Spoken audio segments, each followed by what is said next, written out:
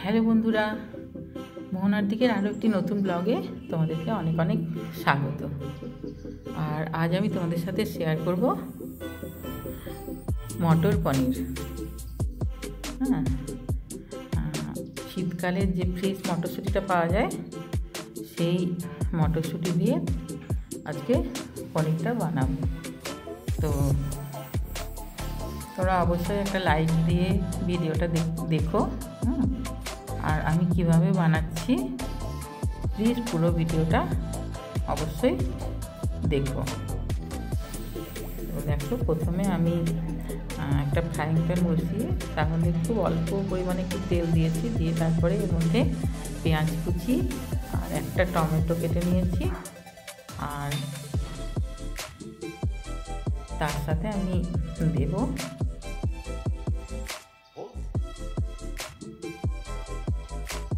কাজু, দিয়ে তারপরে এগুলিকে ভালো করে একটু নেড়ে চেড়ে নিয়ে তারপরে একটু জল দিয়ে দিয়েছি। আর নেড়ে চেড়ে নিয়ে একটু জল দিয়ে দিয়েছি কারণ কি এগুলো যাতে একটু নরম হয়। হ্যাঁ, একটু বেশি এটা ভাজার দরকার নেই কারণ এটা পুড়ে যেতে পারে।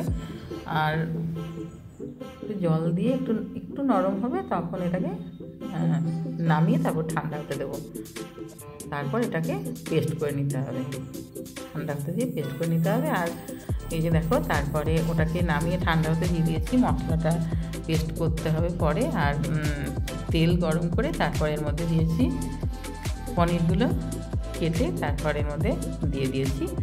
আর পনিরের সাইজটা যে যেরকম খুশি সেরকম বানাতে দেবে আর কি। আর আমি একটু ছোটো ছোটো করেই কেটেছি। আর এই যে দেখো, একটু কালার এসছে পনির, খুব বেশি কিন্তু পনিরটা ভাজার দরকার নেই এখানে। হ্যাঁ, এখানে দেখো পনিরটা না ভেজেও করা যায়, কোনো অসুবিধা নেই, কিন্তু আমি এখানে একটু সামান্য ভেজে নিচ্ছি। একটু কালার চলে আসলেই তারপর পনিরটাকে তুলে নিতে হবে। আর এখানে আমি নুনটা দিচ্ছি না, নুনটা পনিরের সাথে দেওয়ার দরকার নেই। নুনটা একেবারে ওই রান্না করবো যখন মশলার মধ্যেই নুনটা দেবো।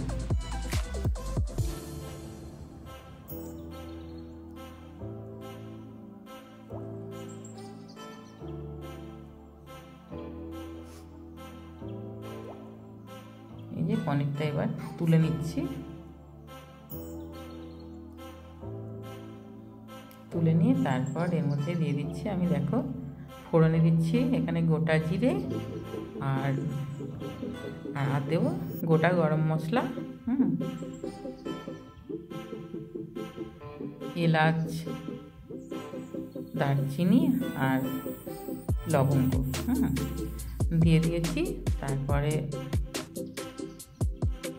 এটা একটু ভাজা ভাজা হয়ে গেলে তারপরে এর মধ্যে আমি যে মশলাটা করে রেখেছি কাজু, টমেটো আর পেঁয়াজ, সেই মশলাটা এখানে দিয়ে দিলাম।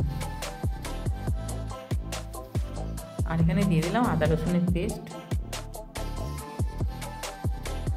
দিয়ে তারপরে এটাকে খুব ভালো করে কষিয়ে নেব।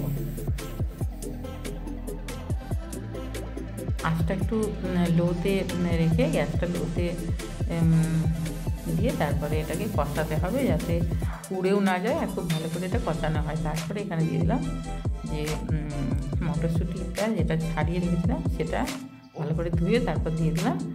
আর মটরশুঁটিটা আমি ওই মশলা কষানোর সাথেই দিচ্ছি কারণ তাহলে মটরশুঁটিটা আর ফাটবে না। এমনি তেলে দিলে কী বলো তো, মটরশুঁটিটা ভীষণ ফাটে। তারপরে এরপর আমি শুকনো গুঁড়ো মশলাগুলি দিয়ে দিচ্ছি, জিরের গুঁড়ো, ধনের গুঁড়ো,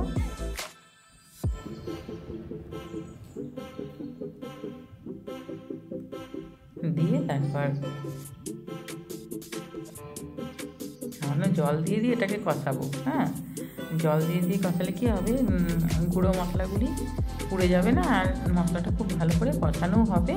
আর তার সাথে যে মটরশুঁটি যেটা দিয়েছি সেগুলিও আস্তে আস্তে সেদ্ধ হবে আর কি। আর তারপর এখানে দিয়ে দিলাম আন্দাজ মতো নুনটা কিন্তু এখনো পর্যন্ত আমি দিইনি। নুনটা দিয়ে তারপরে ভালো করে এটাকে কষিয়ে নিতে হবে।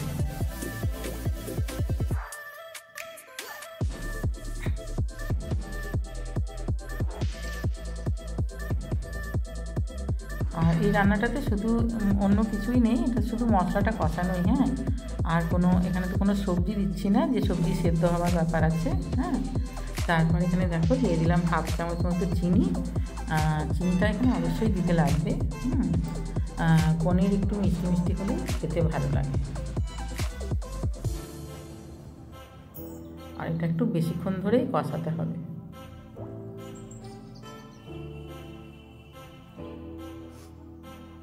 আর জল দিয়ে দিয়ে কষাচ্ছি। আর এখানে দিয়ে দিলাম দেখো গরম মশলার গুঁড়ো।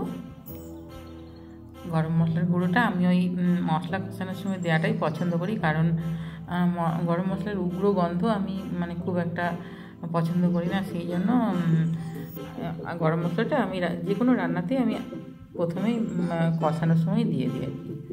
হ্যাঁ, দিয়ে দেখো এটা অনেকটা শুকনো শুকনো হয়ে গেছে, মানে মশলাটা তেল ছেড়ে আসছে। এবারে আমি এর মধ্যে দিয়ে দিচ্ছি শুকনো লঙ্কার গুঁড়ো। এবারে যে যেরকম ঝাল খায় সে সেরকম দেবে।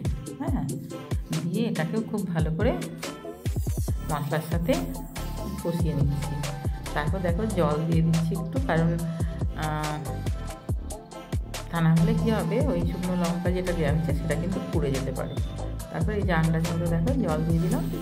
খুব বেশি জল দিতে লাগবে না, যেহেতু এখানে কোনো কিছু সেদ্ধ হওয়ার মতো কিছু জিনিস নেই। তো তারপর দেখো ফুটে উঠেছে, তখন এখানে পনিরটা আমি অ্যাড করে দিলাম।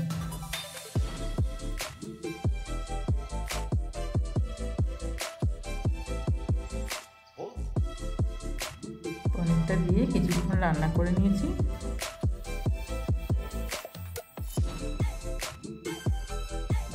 যাতে একটু পনিরটা নরমও হয়ে যায়। হ্যাঁ, আর পনিরের মধ্যে সমস্ত নুন মশলা সমস্ত ঢুকে আর কি।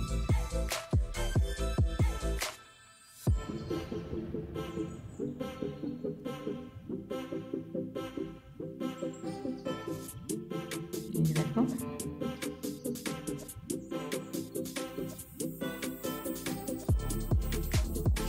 ঝোলটা অনেকটাই টেনে গেছে।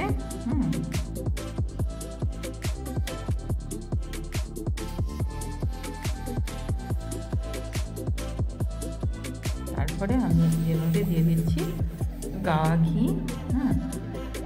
ঘিটা অপশনাল, কেউ দিতেও পারো নাও দিতে পারো, তবে ঘিটা দিলে এখানে টেস্টটা ভীষণই বাড়ে।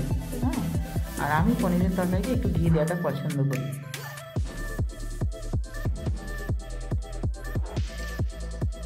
তারপরে এটাকে নেড়ে চেড়ে তারপর আমি গ্যাসটা অফ করে দিয়ে তারপরে কিছুক্ষণ রেস্টে রেখে দেবো। আর তাহলেই হয়ে গেল আমার মটর পনির। আর আমি যে প্রসেসে বানিয়েছি এভাবে বানিয়ে দেখো, ভীষণই টেস্টি হয়।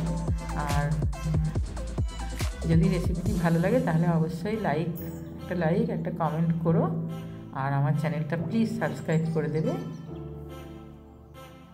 সবাই খুব ভালো থাকবে।